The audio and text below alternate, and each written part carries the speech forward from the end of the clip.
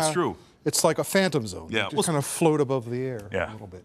All right, we now know that President Trump's son-in-law, Jared Kushner, he's not going to be receiving any more classified information from here on in. He's one of dozens now at the White House staffers who are having their security clearances downgraded. But what happens now? Let's bring in our friend here, Jamil Jaffer, founder of the National Security Institute and former Bush White House legal counsel. Jamil, good to see you, my friend. Good to see you. How are you doing, Jim? Good. Let's break this down. So there's been all this talk about security. Jared Kushner's been the one we've been all focusing on. Mm-hmm. Is this a real threat? Is this an immediate concern for this White House? Well, look, I mean, the challenge with Jared is that, he's had this interim top secret SCI, sensitive compartmented information security clearance now for about a year, a little over a year.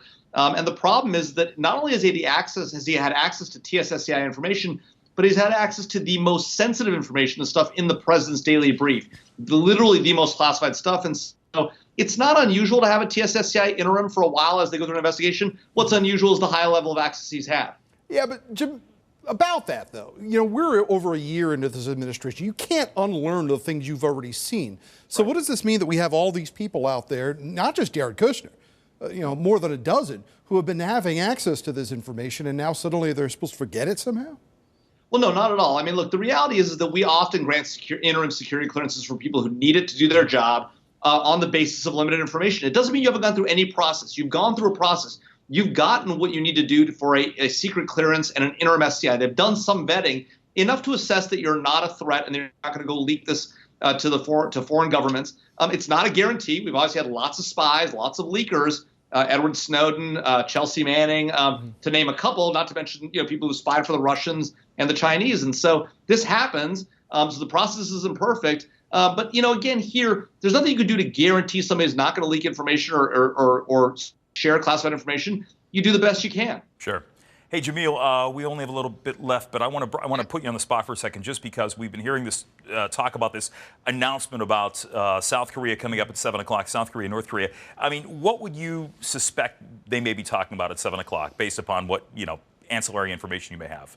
Yeah, I mean, so it sounds like the president met with some South Korean officials. They brought him a letter, apparently, from Kim Jong-un from North Korea.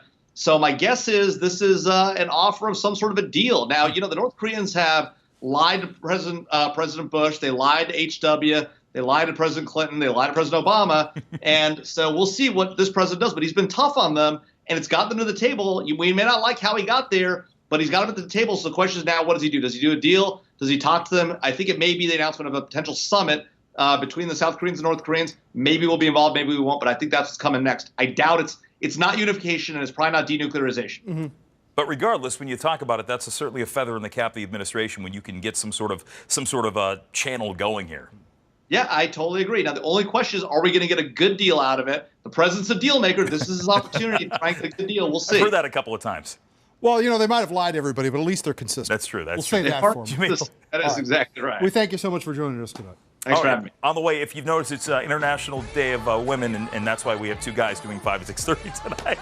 But they got the day off. Women are demanding equality and respect. This, of course, is International Women's Day.